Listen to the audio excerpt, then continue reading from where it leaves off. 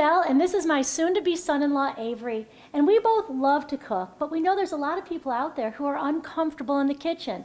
They're confused about how to cook healthy food. They think they don't have enough time to cook, so they don't sit down to the table and share a meal with family and friends. And they end up picking up unhealthy food on the run. Well, we are here to change all of that. We're going to show you how to cook quick, healthy, everyday food so that you can be confident in the kitchen and have more memories around the table with the people that you love. You've got this, so let's get started. Hey there, I am Michelle with The Fresh Table, and if you haven't seen the show before, typically my son-in-law Avery is doing it with me. But today I have my son, Hello. Neil. This is Neil. He is my 21-year-old, my middle child, and I am super excited to have him do this program with me today. I'm going to tell you a little bit about his story in just a second, but to start with, I want to show you my shirt. Okay, so if you can see it, it says loved. And then down here it says 1 John 3:1. And on our website we sell shirts that have all different sayings. Some to say forgiven, some say God's my personal trainer. We have all different shirts. But I just want to tell you about why I'm passionate about shirts like this. So Neil and I went down to pick up the shirts, but they were kind of still printing them and everything. So I went into the factory, and there were these two wonderful ladies working in the back. I was kind of back in where they're actually printing the shirts and doing it. And I went back there, and I just was like, whoa. I mean, it is hot back there. They're standing over these hot machines. They're on their feet all day.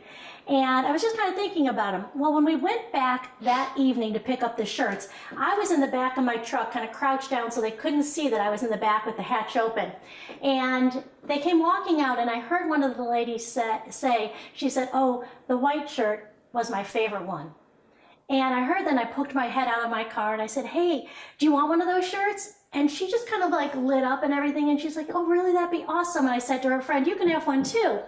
And as I was going and reaching for their sizes and handing them the shirt, I just felt this unbelievable kind of love for these two women who I didn't know. And because the shirt says loved with a beautiful scripture verse, this verse, what it says is, for the most part, you know, how amazing is it that God would love us so much that he would call us as his children. And that's who we are. We are children of God. You are children of God. Neil, we are children of God. And so I had this feeling of love coming into me as I went to hand them the shirts. I just looked them in the eye and I said, you know what? You are loved. And my hope and my prayer is that they went home and they looked up this verse and that they felt the love of God come into them at that moment. And that's why I'm passionate about these shirts. We have all sorts of cool sayings on them. And I never know really what someone thinks when they look, but all I know is I just pray and hope that when someone sees a cross on my shirt or forgiven or one of those things, something stirs in them and they think, maybe I should go back and kind of revisit that whole faith thing. And maybe that God is true. So, little thing there about the shirts, you can get them on our website. But the reason today Neil is doing this show with me is when Neil was 15, he was diagnosed with an autoimmune disease called ulcerative colitis. Tell us a little bit about just kind of when you were diagnosed, what your thoughts were and all of that, because this is going to lead in to why we're cooking together today. Yeah, that's right. So I was diagnosed with ulcerative colitis. It's an autoimmune disease in my intestines, my colon. And insofar as obviously your colon is what digests foods and processes it, so I had to make dietary changes. And it took a long time to figure out what worked for me.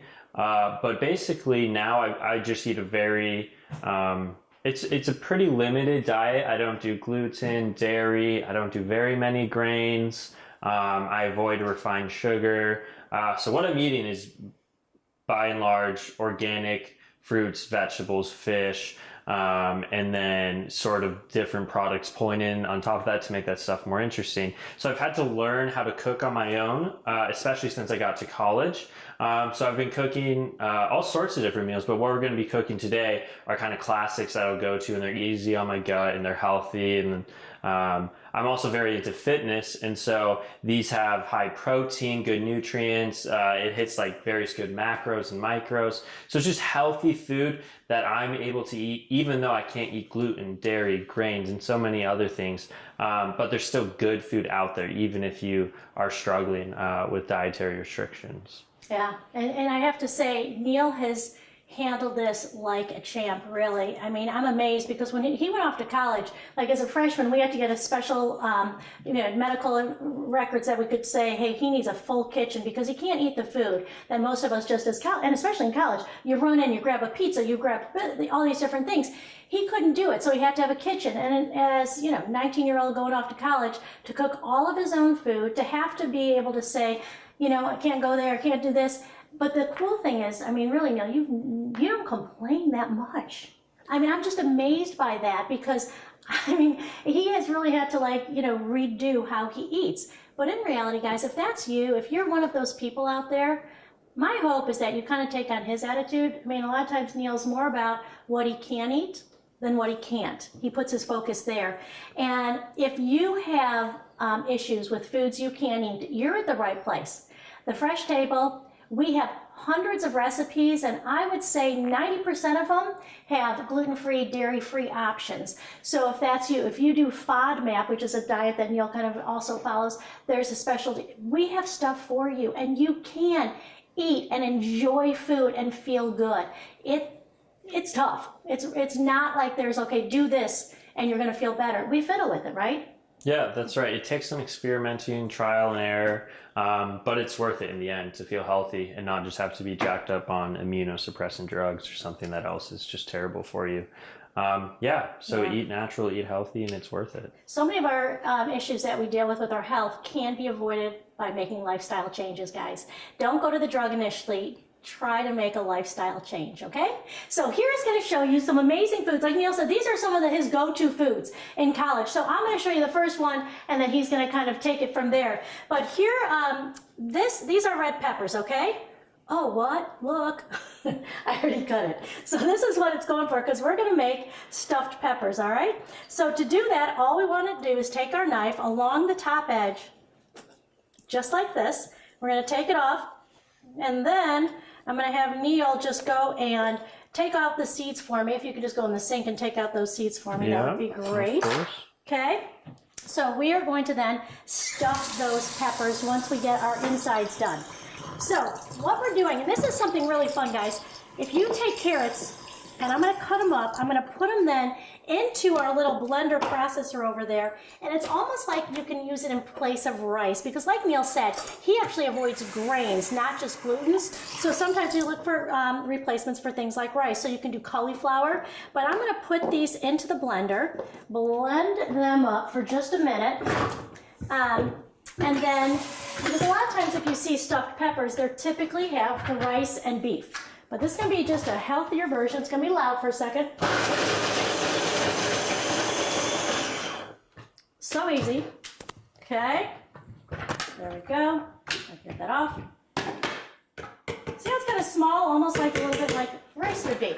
So what I'm going to do now is I'm going to take, I have a tablespoon of olive oil here, and I've already got my pan warming up. I'm just going to turn it up a little bit more. And I'm going to put those carrots in there. And then we're going to add some Italian sausage. So, great replacement for rice. You can do this. When you cook up the carrots, don't do it for a long time. Just think about trying to get the, make them a slightly soft, because then they'll be more like a rice consistency. All right, so I'm putting those in. I'll let that go for just a moment.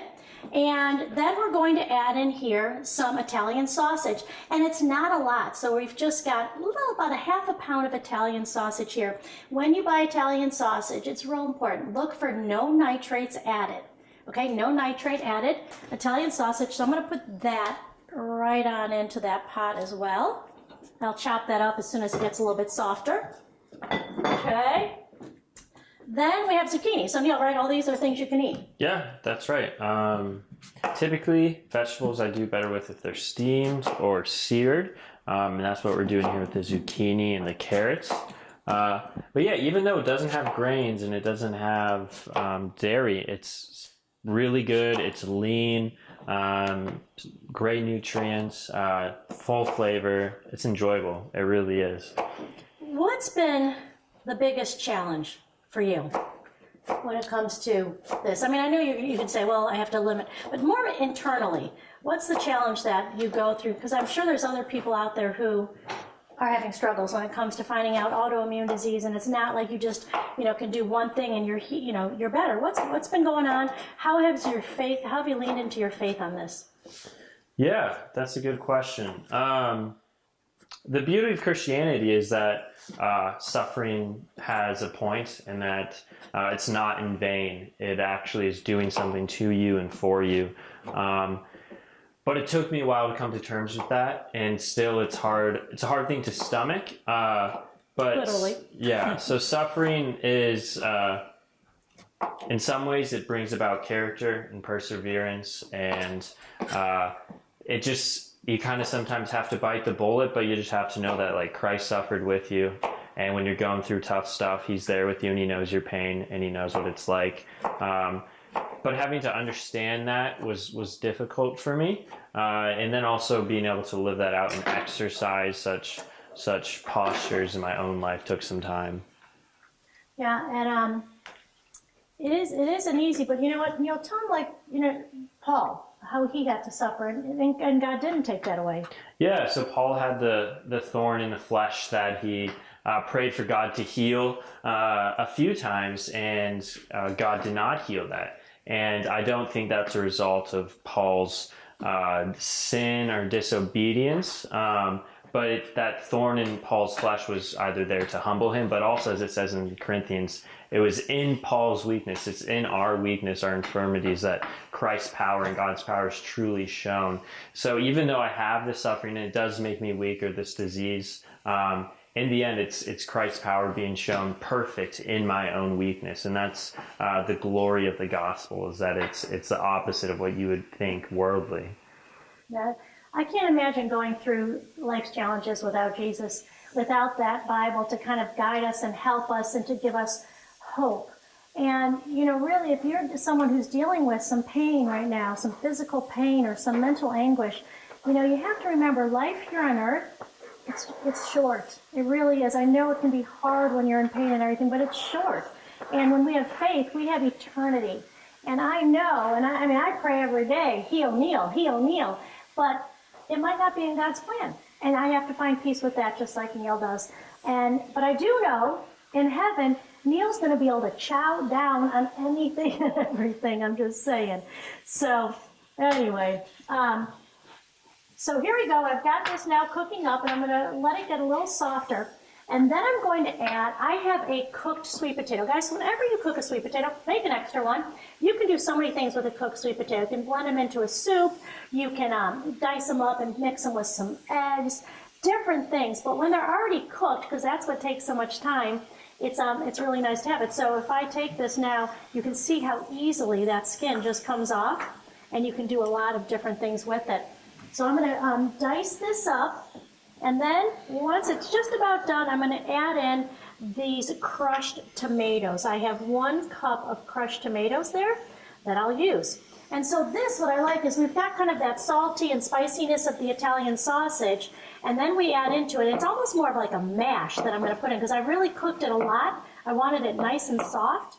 And then I add that in, and then the red sauce, and then when it gets just about soft, I'm going to put it back into the pepper, and then put it in the oven and let it go. Don't let that kind of brown on the outside bother you, that sweet potato. It doesn't have to be perfectly all good. Okay? Yeah, so as she's doing that, I'm going to be making another meal here of sorts, another product.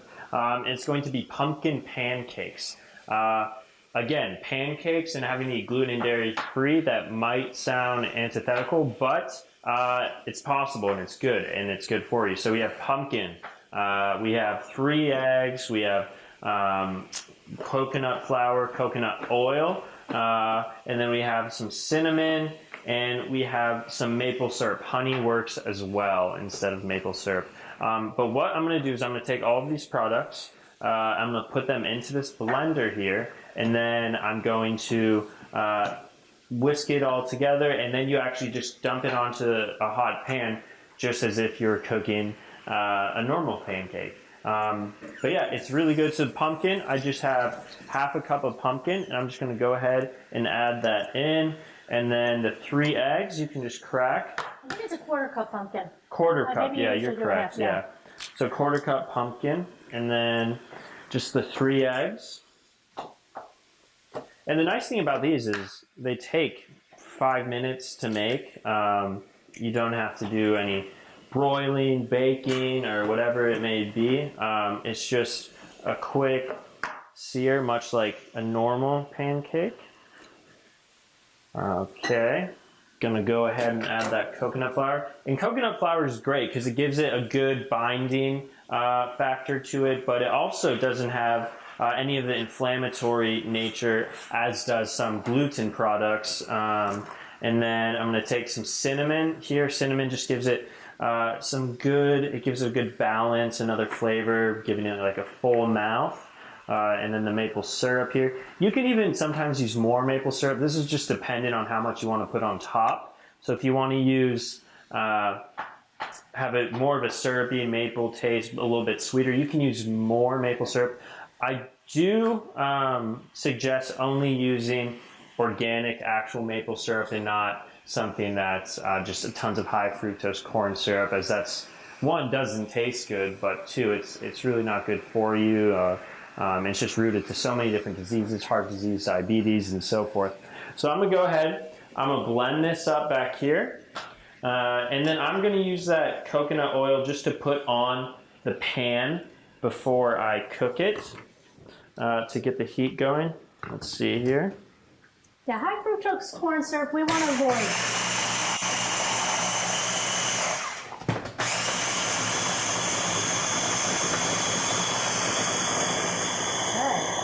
I'm kind of making a mess here. But we're almost done. Okay, good. I have that blended up, and you'll see you'll get like a nice creamy texture here. It's just, it will look similar to an actual pancake batter. And then I'm going to take out this thing right here, get it all out. And then you can go. Okay, so what I did here is I added in, you can see the sweet potatoes are almost like mashed into there, so it gets a great flavor throughout. And then I'm going to add a little bit of, just a little bit of salt, and then quite a bit of pepper. Okay, you could put a lot of different seasonings in here. When we're cooking, we're trying to keep it as few ingredients as possible so it doesn't seem overwhelming. But if you like tarragon, oregano, there's a lot of different flavors that will go great in here. And you don't want to cook your zucchini necessarily all the way because it's going to cook in the oven. So we take these now and take my little lids off. So here I have these, a pan with some coconut oil on it. It's at a medium heat, and I'm gonna make 2 pancakes here. So this first one is just gonna take about half of this product here, just this batter. You're gonna put it on. You're gonna smooth it out a little bit, get it flat. You don't have to, you can totally do this whatever size you want, depending on how much you use. Sometimes when I'm in a rush, because that boy can eat so much food, what I'll do is I put it into a big wrought iron pan and I cook it on the stove for a little bit, and then I put it in the oven and broil just to get the top side done, and then I can make one huge one a little bit thicker all at once, so I can save time that way too. Yes, I do like to eat. So you can make one large one, and that works as well. I'm not going to start cooking it quite yet, but I'm going to explain what this third dish is here. So we have ahi tuna, and what we're going to do is we're just going to sear this. We have some soy sauce. We have coconut oil. Again, I'm just going to use that on the pan. We have wasabi, and we have sesame seeds. So I'm just going to take this soy sauce here. I'm going to pour about half of it on top of this thawed ahi tuna. And since this is seared, you want to make sure it's a high grade and it's a high quality. You don't want it to be a lower quality fish, since you're not going to be getting the temperature as high as you would normally. We're going to eat it probably like a rare, medium rare in the center. That's what a seared tuna is like. So it's still very much so pink in the middle.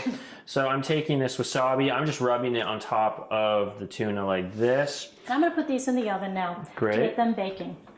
Great, and then you just toss some sesame seeds on top of one side. It gives it a nice texture, gives it kind of like a crunch, kind of crunchy. It'll almost be like a piece of bread with a harder crust, and then a little bit softer on the inside. So I'm gonna flip that. Hold on one second. I'm just gonna tell them. So here, you're gonna look and say, wow, she has a lot of extra. And I know it's a little bit messy looking, but here's the joy, guys. What I'm gonna do then is for breakfast, I'm gonna put this into a pan and I'm gonna cook an egg and I'm gonna warm it up and just put an egg right on top of this. And so whenever I cook things, people make fun of me because I always put eggs on things the next day. But it just saves time, so I can take all this and cook it up. You could even mix in some egg into it and kind of form some patties and make these wonderful kind of patties with the vegetables and everything and a little bit of Italian sausage in there. So when you cook, it's so helpful to cook extra, to make enough to last for a couple meals. Yeah, that's right. Might as well just bang out 2 meals in one cooking session.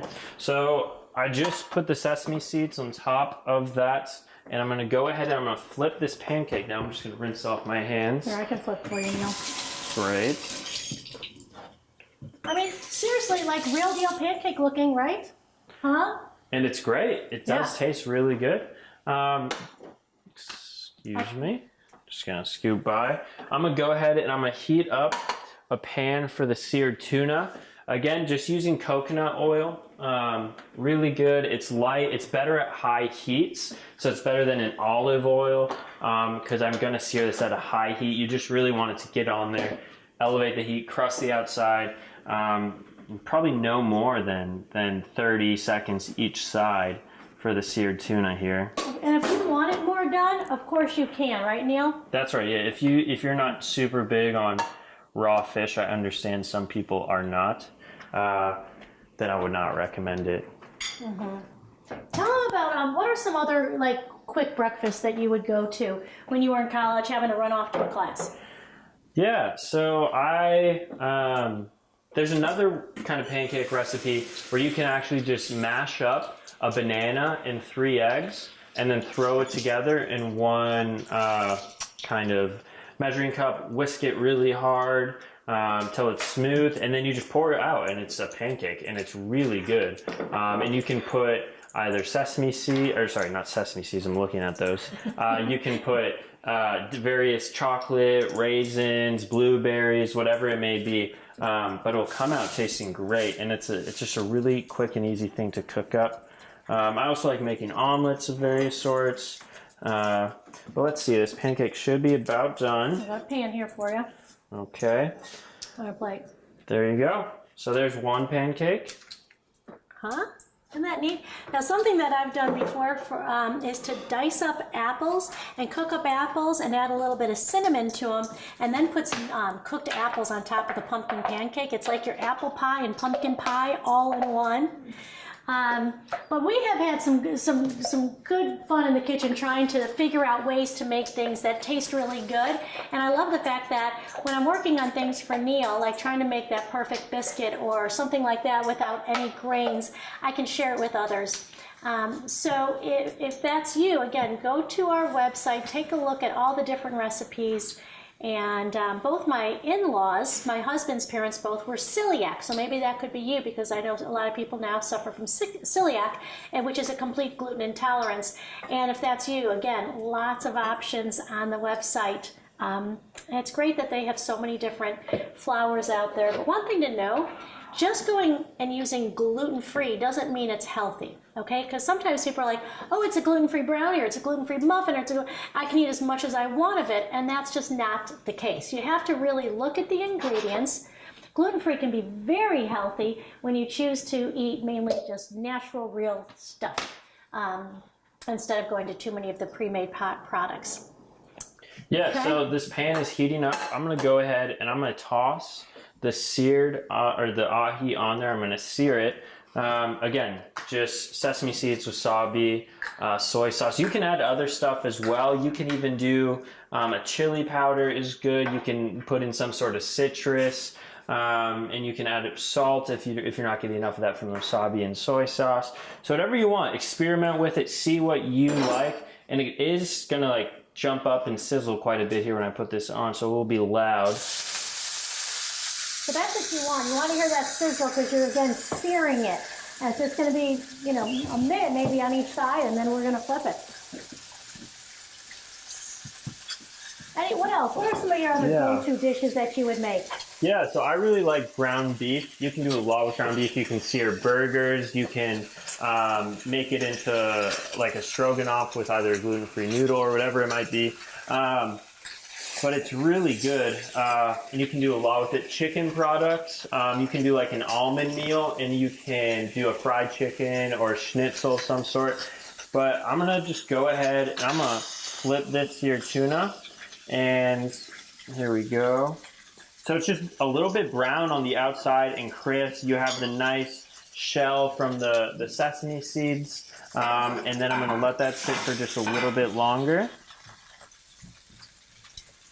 Great. So be creative. Don't be afraid to try things in the kitchen. If you have to make adjustments to recipes because of your dietary needs, go for it. Just try kind of different ways to make things. So it's going to be good. And that tuna is going to be awesome. I don't know if you're a pickled ginger person, like, you know, the ginger that you get when you go to a Japanese restaurant. I love to have my seared tuna with some ginger, and then also with some sriracha sauce to give it like a little bit of a zing. Yeah, so I'm just getting the sides here a little bit, just lifting it up with some Can you see that? Yeah, good idea. Just getting the sides here. It's a really hot plate. It does stick up, so just be prepared. You might get a little bit of oil on you. There we go. So look at that. We're going to take a quick break, guys, and we're going to get our stuffed peppers out so you can see them, and then we'll be back in just a moment. Great, so welcome back. We have finished our dishes here. So here we have the pumpkin pancake. So what I've done is I've just put some cinnamon on top of it after it's done cooking, a little bit more maple syrup, and you're good to go. Again, pumpkin is great. It has good vitamins, nutrients. It's good for the digestion tract. Yes, it has vitamin A and it has fiber. Most people lack fiber for sure. So yeah, it has some really good things, and you can do a lot of different things with pumpkin when it comes to muffins and things like that as well. That's right, that's right. So here's the seared tuna. Again, we just have this crust on the outside. We have the sesame seeds, wasabi, soy sauce. I seared the sides a little bit as well, but when you cut this open, it'll be very pink for most of the inside, only a small crust, and it gives it a good texture and change in texture as well. And then here we have the stuffed red peppers. We have the chorizo, the carrots, the zucchini, and you just put it all in as we did earlier. You put it in the oven, and this is the finished product. It's hot, it's delicious. You can scoop it in, and you can cut it in half and lay it out however you want. It's easy to go as well. If you make several of these, you can just wrap them in aluminum paper, put them in the freezer, and eat them throughout the week. All right, guys, thank you so much. It was fun, Neil. You did awesome. And thanks for joining us at the Fresh Table. And just remember, you can eat a wonderful, wonderful arrangement of foods if you do have some limitations. So don't give up. Thank you.